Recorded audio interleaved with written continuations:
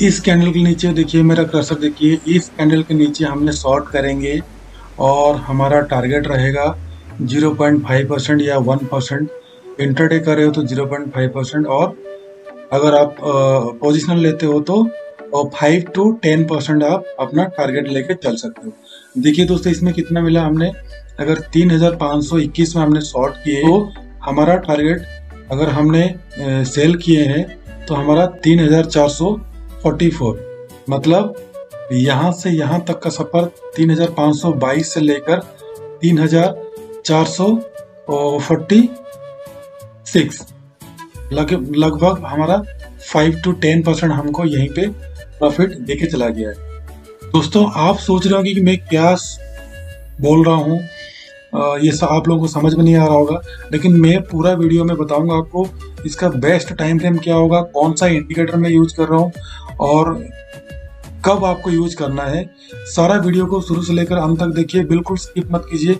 मैं time frame, indicator, ये सारा मिक्स करके बताऊंगा बीच में, कृपया स्किप करके मत देखिए। अगर स्किप करके देखेंगे तो आप काफी चीज मिस कर जाएंगे।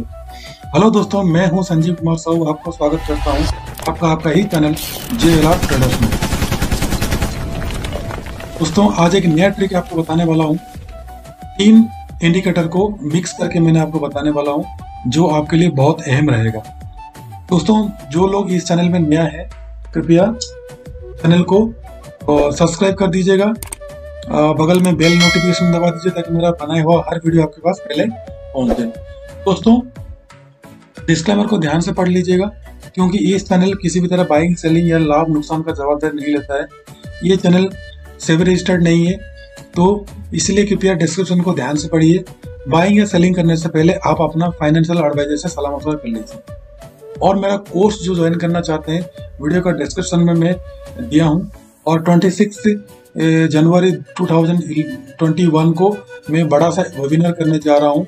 जो ज्वाइन करना चाहते हैं, मेरा एडवर्टाइजमेंट देख लीजिए, और मेरे डिस्क्रिप्शन बॉक्स में मैंने उसका लिंक भी दे दिया हूँ, और उसका फीस मात्र 1999 है, और बहुत बड़ा वेबिनार है। उसमें मैंने सारा चीज बताने वाला हूँ आपको, इंडिकेटर से लेकर एवरीथिंग। मार्केट का डर आपसे हट जाएगा, आप कभी भी नुकसान नहीं करोगे। सुबह से लेकर शाम तक किसी भी इंडिकेटर लगाओगे, कैसे भी हो आप, आपका कैपिटल का 5 to 10% एक दिन में इनकम करके दिखाऊंगा। तो दोस्तों, चलिए स्टार्ट करते हैं आज का वीडियो। दोस्तों, मैं बेसिकली क्या करता हूँ, 3 इंडिकेटर आपको लगाने के लिए मैं बोला हूँ। शुरू में मैंने आपको 2 इंडिकेटर बोलूंगा, और बीच में आपको टाइम फ्रेम बारे में बताऊंगा, और लास्ट में और एक इंडिकेटर के बारे में बताऊंगा। तीनों इंडिकेटर मिला के मैंने लास्ट में आपको उसका रिजल्ट बताऊंगा। लेकिन फिलहाल हम देख लेते हैं।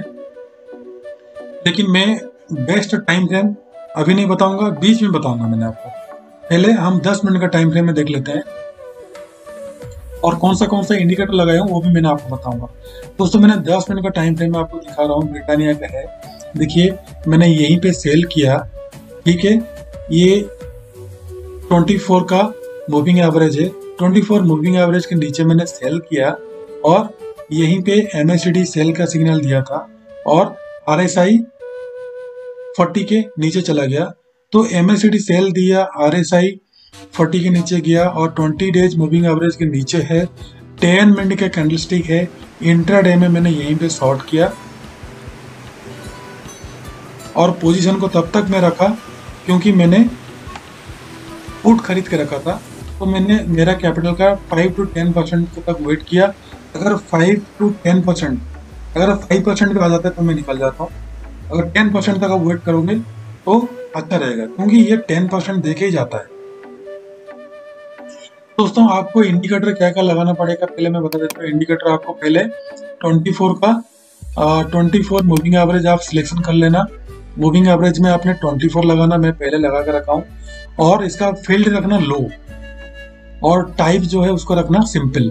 टाइप में कुछ चेंज मत करना, और आपको जो कलर देना है आप दे सकते हो।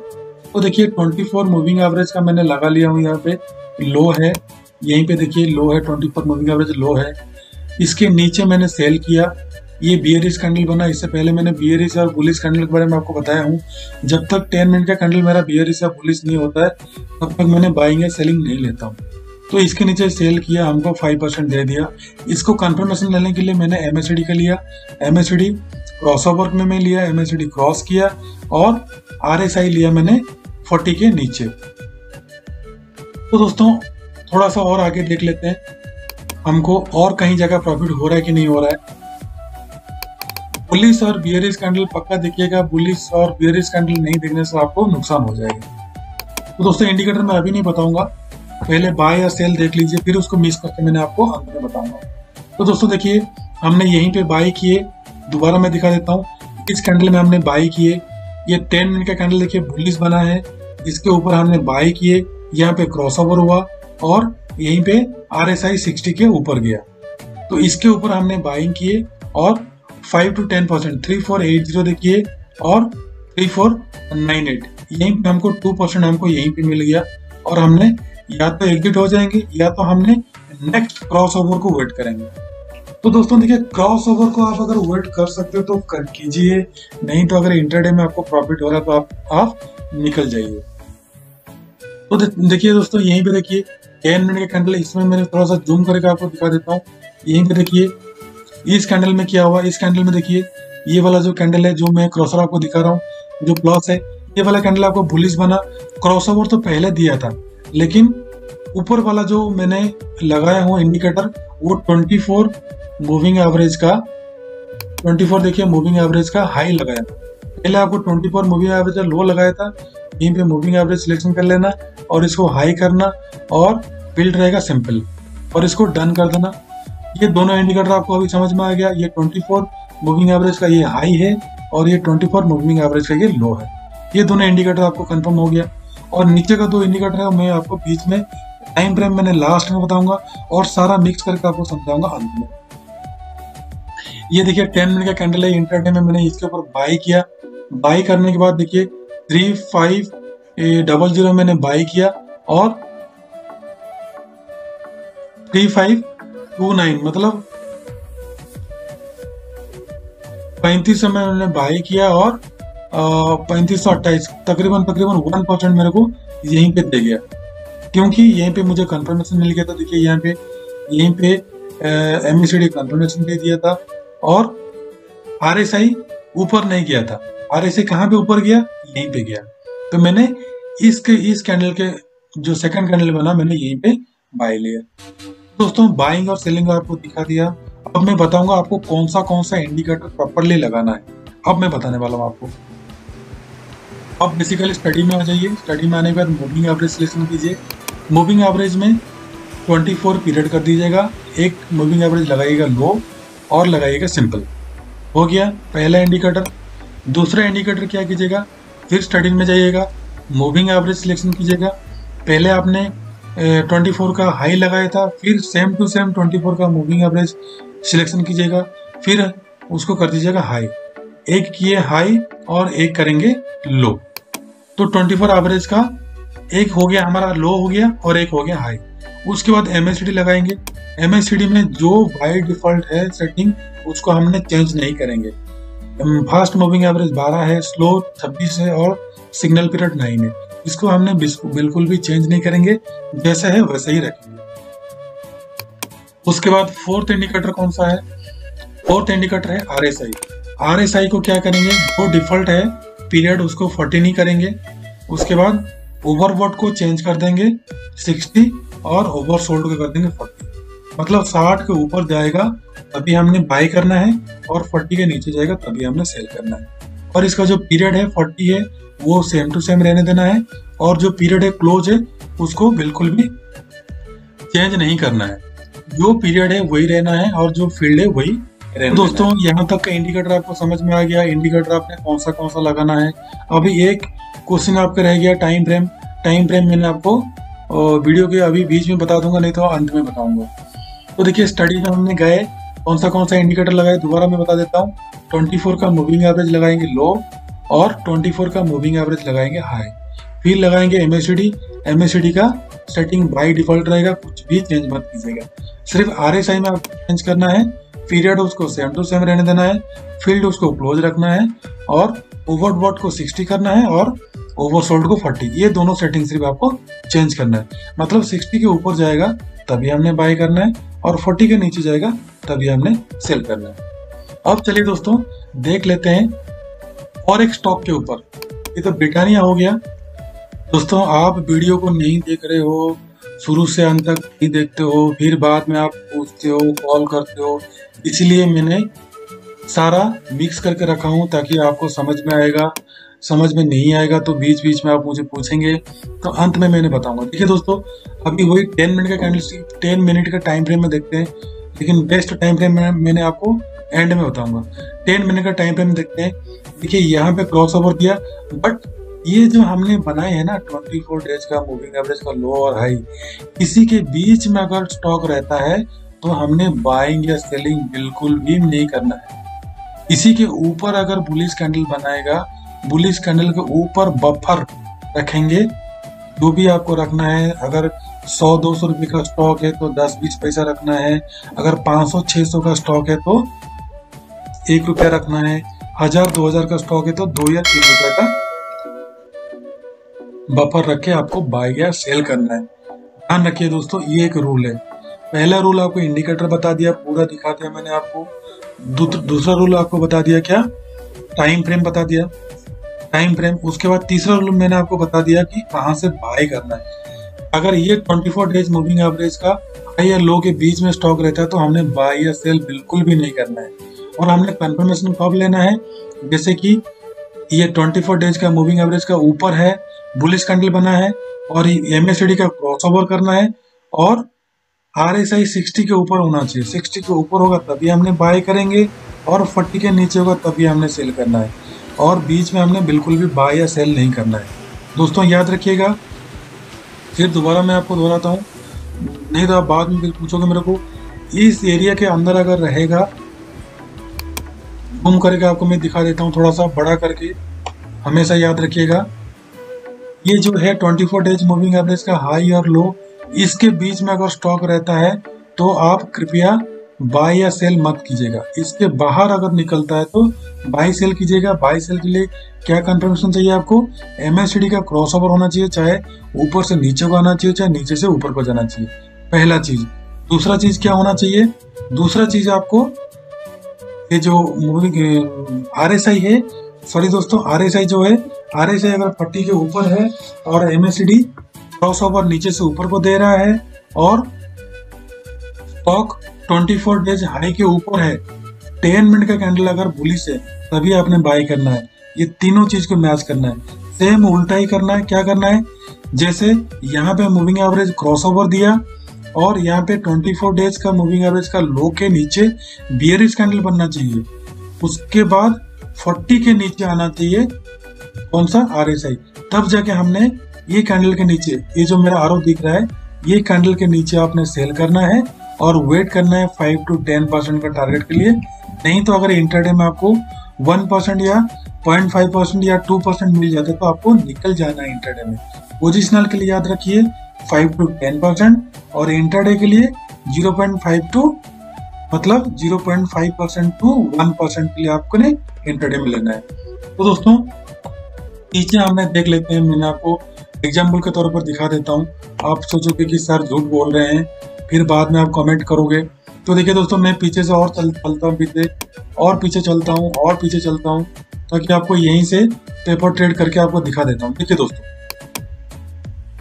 यहाँ पे गैप अप खुल गया, मैं आपको बोला हूँ गैप अप गैप डाउन में बिल्कुल करना नहीं है ट्रेड, इसको छोड़ दीजिए, ये वाला कैंसिल हो गया। अब देखिए ये कैंडल में आइए, इस कैंडल के ये कैंडल बेरिश नहीं बना, ये बेरिश बना है लेकिन अंदर है। हमारा कहाँ सेलिंग बना है, इसके नीचे बना है।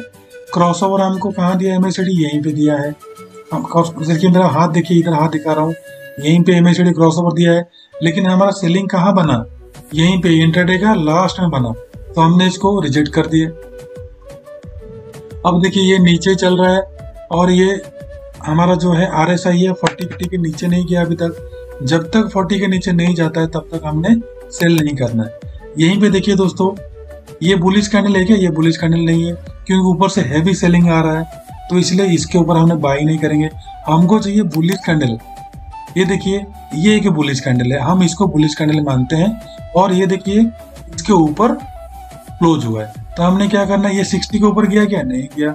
यहाँ पे एमएसडी तो कंफर्मेशन दे दिया और 24 डेज का मूविंग एवरेज भी कंफर्मेशन दे दिया, लेकिन आरएसआई हमको कंफर्मेशन नहीं दिया बाय के लिए।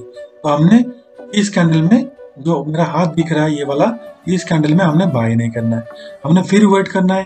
पहले तो हमको एमएसडी क्रॉसओवर का सिग्नल दे दिया बाय का, फिर दोबारा हमें वेट करना है। ये देखिए यहीं पे मैं क्या आरो के माध्यम में दिखा देता हूँ। यहीं पे देखिए जो मैं आरो दिखा रहा हूँ आपको, इधर क्या हुआ,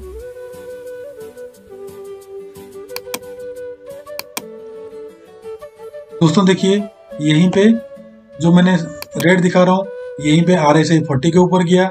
एमएसडी तो हमको पहले से कंफर्मेशन दे दिया था बाय के लिए। तो देखिए ये 24 डेज मूविंग एवरेज का हाई के ऊपर क्लोज हुआ, तो हमने इसके ऊपर थोड़ा सा बफर रख के बाय करेंगे इंट्राडे के लिए, और टारगेट हमारा 0.5% या 1% लेके हमने निकल जाएंगे इंट्राडे में। पोजिशनल के लिए हमने 5 to 10% लगे। तो दोस्तों यहाँ तक आपने क्लियर हो गया।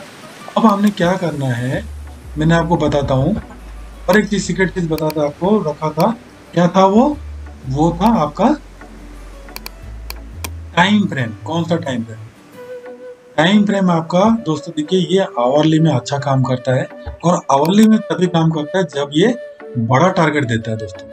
देखिए दोस्तों मैं आपको दिखाता हूँ, आवरली में आपको जो आपको 0.5% से सॉरी 5-10% मैंने आपको बोला था, वो आवरली कैंडल में बोला था आपको मैंने। आप यहीं पे देखिए दोस्तों, मैंने आपको ये एक एग्जांपल देकर आपको समझा देता हूँ, बाकी आप रेफर ट्रेड कर लीजिएगा। देखिए दोस्तों यहीं पे क्रॉसओवर दिया, मैंने आपको रेड करके दिखा देता हूँ कंफर्मेशन के लिए। ये देखिए एमएसडी यहाँ पे हमको क्रॉसओवर दे दिया, और आरएसआई देखिए यहाँ पे आरएसआई 60 के ऊपर। तो ये वाला कैंडल हमारा हो गया बुलिश कैंडल देखिए, और ये किसके ऊपर है, ये है हमारा 24 एवरेज का हाई के ऊपर।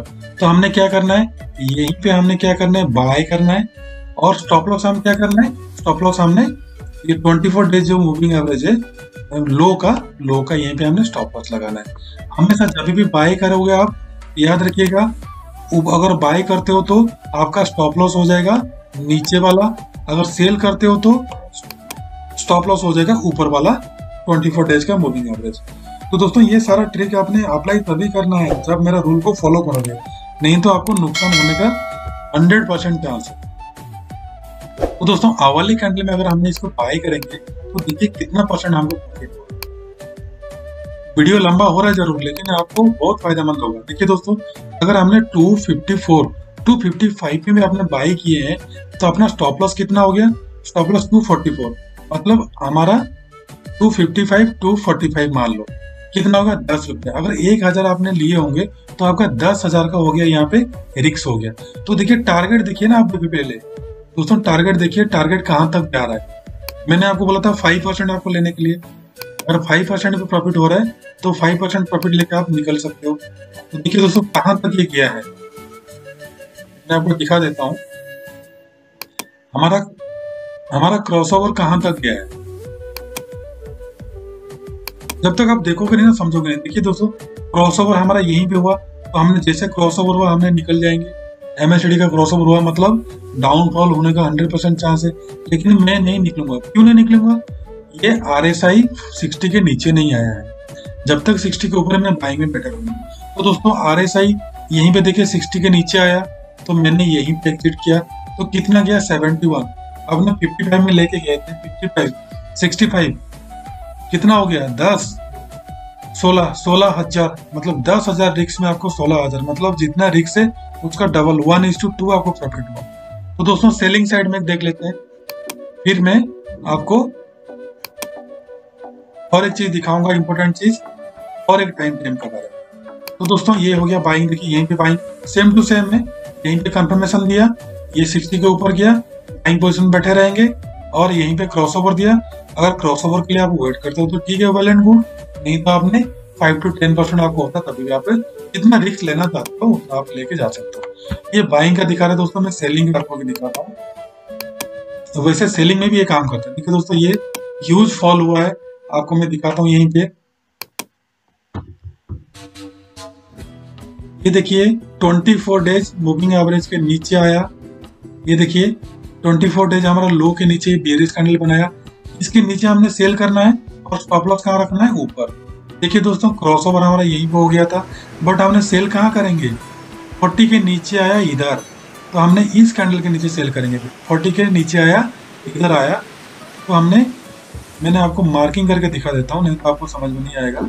ये देखिए यहीं पे आया 40 के नीचे, लेकिन हमको क्रॉसओवर दे दिया था यहीं पे सेलिंग का MACD, तो हमारा बेयरिश कैंडल बना यहाँ, तो हमने इसके नीचे हमने बनाया सेल। तीनों कंफर्मेशन होना चाहिए दोस्तों, यहीं पे पहले से कंफर्मेशन दे दिया हमको MACD, ये हमको कंफर्मेशन RSI अभी दिया, और ये हमको ऑलरेडी यहीं पे कंफर्मेशन दिया था, बस RSI के लिए हमने वेट किए थे।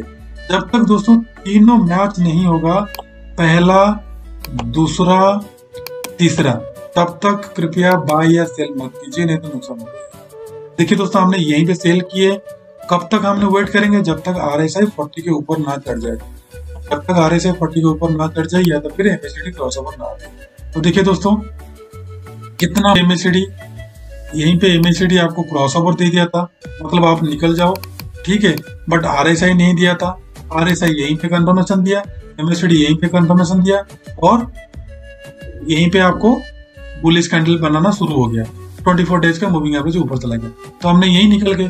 तो देखिए दोस्तों हमने कहाँ सेल किए थे, हमने सेल किए थे यहाँ पे, ये वाला कैंडल में हमने सेल किए थे, 95 में हमने सेल किए थे। अगर आपने यहीं पे भी निकल जाएगा 75, 85, 95, मतलब 20 रुपया, अगर 10,000 1,000 पे लिया होगा, 20,000 रुपया आपको प्रॉफिट है, और कितना चाहिए दोस्तों। तो दोस्तों अवले कैंडल में आपको अगर बाय या सेल करना है तो 5 to 10% टारगेट के लिए आपने बने रहिए। अगर इंट्राडे करते हो तो इंट्राडे के लिए बेस्ट टाइम फ्रेम आपका 10 मिनट का है। तो दोस्तों आपको सारा चीज समझ में आ गया होगा, मैं आपको समरी बता देता हूँ।